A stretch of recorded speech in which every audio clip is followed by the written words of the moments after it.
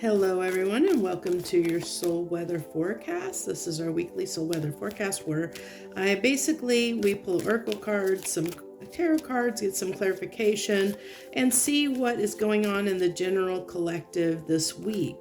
Can we expect in the general collective? This is kind of a precursor before I pull the all signs so that I kind of get a take on the energy. This is definitely a general message that is timeless. So whenever you find it, there might be something in it meant for you. So let's see what we have this week. Sad embrace. Let's see what we're going to go ahead and pull an emoji card and see what our emoji is for this week, what we might be feeling and thinking. I mean, sad embrace, that says a lot, but I'm feeling like there might be, I'm really feeling definitely a feeling of regret off of that sad embrace card. Feeling like when, maybe at night when you're alone, just maybe you're starting to think about things in your life that you wish you would have done that you haven't done. Or maybe, I think we all kind of go through those moments where when we're alone in the dark and we have time to think, our mind just goes to these places. And then of course we look at that emoji card we have to go with it. So really, really, really, really strongly in our feels definitely is what we can expect for this week. Let's see what cards I want to use here. So, I'm feeling, we're going to get into the tarot and see what we have here, but really, really feeling off of just those two cards. As I was kind of saying, it's that, when you're alone in the dark and you're thinking about the coulda, woulda, shouldas, that's what I kind of feel like is those moments when you're looking at your life and you're looking at where you are and where you've been and where you want to go, and like maybe the things that you might have missed out on or feel that you missed out on. But understand that when we look and examine those things, when we look at them for what they are, then it gives us the opportunity to make those changes, as long as we don't get stuck in that moment of regret, and we use that use that sadness, use that despair to fuel us and to fuel our passion and desire to make the changes that we need to make in our life. That's why we have strong emotions. When we have strong emotions, it helps fuel us to make the necessary changes that we need to see and make in our lives to make our lives better than what they are, and by seeing those regrets and seeing where we haven't taken action, we can make those changes and take actions now. It's never too late. It's never too late to do what you want to do and be what you want to be. Okay, that's too many cards that flew out there. So we have the Emperor and the Four of Swords. So that is like, Four of Swords is that healing energy. It can go back to that contemplation of thinking about things at night. As I said, we have the moon here and this is night. It's like, it's that when you're alone in the dark and you're thinking about things, and thinking about what, the opportunities that you've had, you're seeing the truth. You're seeing the truth for what it is, and seeing, which can be very painful. It can be very raw and very eye-opening and very painful when we have those kind of thoughts, but like I said, we can go two ways with that. We can let it get the best of us and we can feel sorry for ourselves and we can feel down and out, and we can almost, kind of get stuck in that where we feel like we've missed out. Or we can take that, as I said, and use it as fuel for the fire to make the necessary changes that you need to make in your life to make those things happen, whatever they are for you,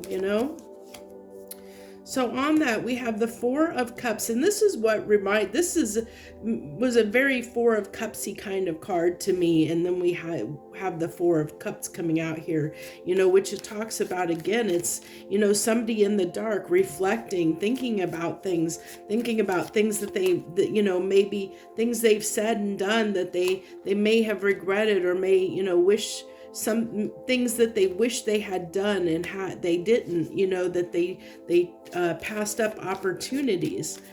And because of that, when we're in those kind of moods and we're feeling sorry for ourselves a little bit, we can be a little combative to those around us. We can, when we're, the Emperor can talk about someone that can be a little bit stubborn in a sense, and can be prideful, and this is almost like, I can see where that pride could come in, where we're when we're feeling down and out, sometimes we push people away. You see this person, he's kicking the person, but it's pushing them away. You keep people at arm's distance because you're in your feels, because you're regretting actions that you've taken. And it's kind of like hurt people.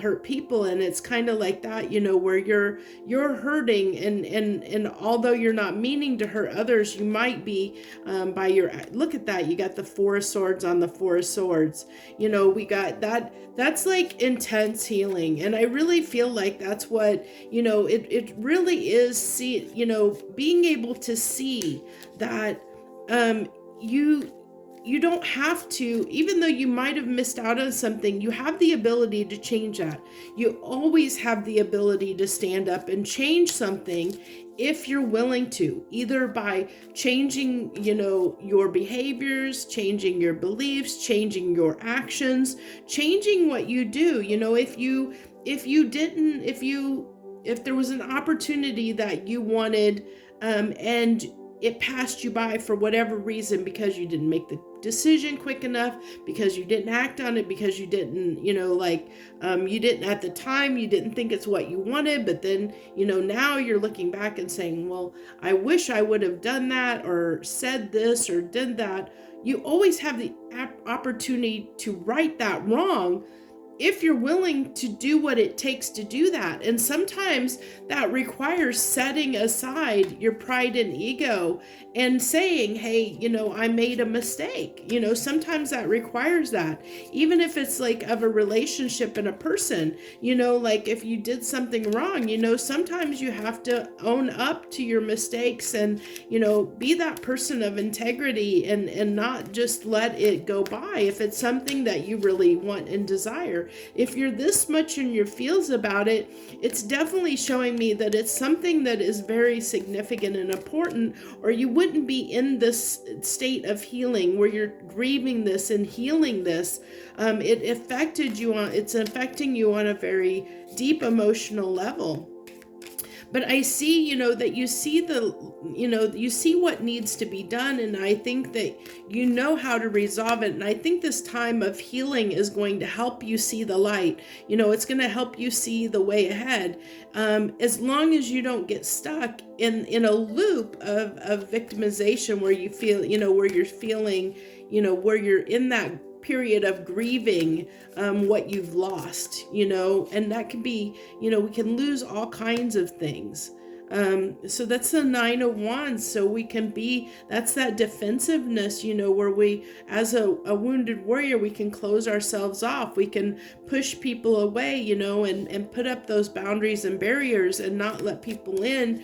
And we do that when we're in the state of kind of victimhood, when we're feeling down and out and feeling bad for ourselves and feeling sorry for ourselves. And no one has brought that on us but ourselves, and we know that.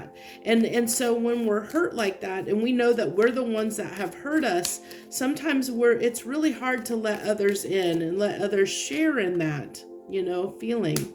So we have the Queen of Swords on that Ace of Swords. So that's kind of powerful. And then with the Three of Cups. So what I really feel like here is that I think it's kind of a twofold message in a sense. I feel like what it's trying to say is that, one, you have to get really clear on understanding what it is that you need to do, and then once you have that, be able to bring that out to the world and express it. I see that, Queen of Swords and any kind of swords is really, it's air, and it's talking about mental stuff and, what's going on in your mind and getting clear and straight in your mind. And that's one thing that the Queen of Swords is really good about, getting clear and willing to say what they feel. That's what the epitome of this is say what you feel. Voice what you feel. Don't keep it inside, don't bottle it up, get it out and take action on it.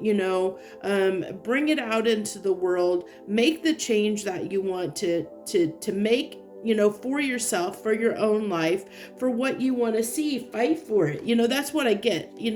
Fight for it and be willing to share that with other people, like, being able to say what you want, telling people, this can be a card of community, 3 of Cups, community, a community card, celebration, or getting together with people.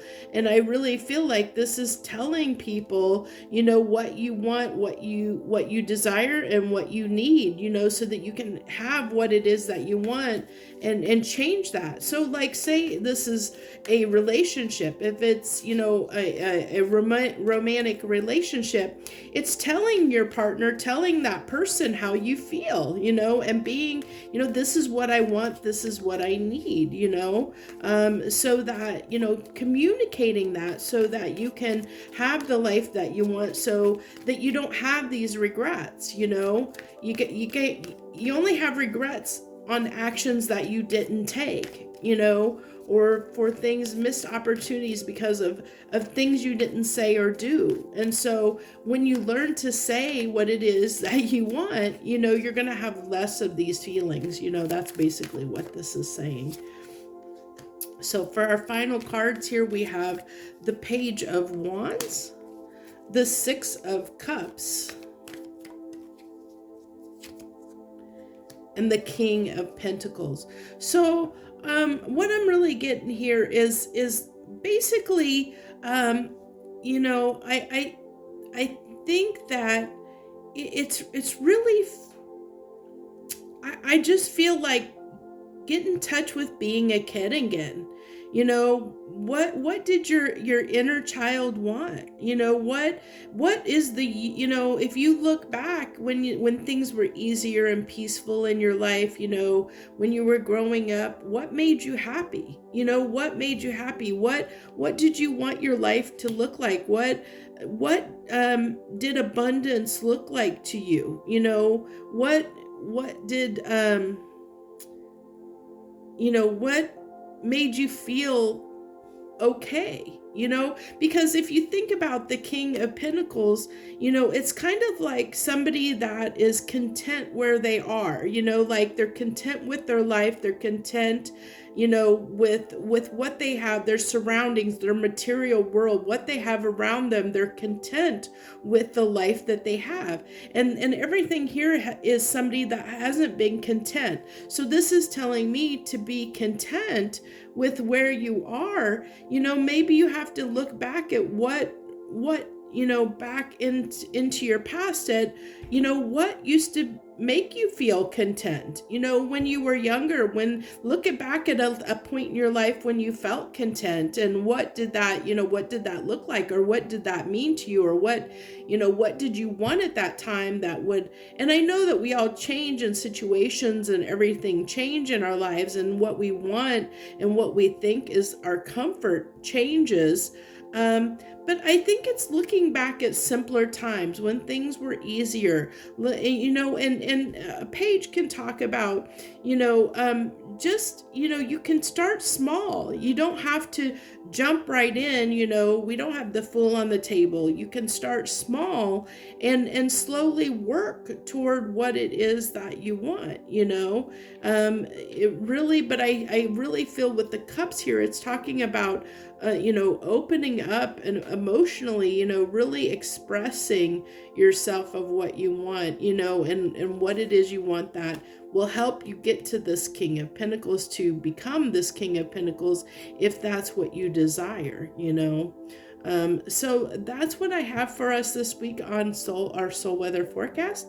I hope you enjoyed this reading. If you did, I hope that you will be moved to like the video and share, subscribe as you see fit. I would love to have you join me on my channel and subscribe to my channel if you haven't already. I love seeing my channel grow. And any comments, I always read all comments. I definitely do, and I try to acknowledge that I've read them in some way.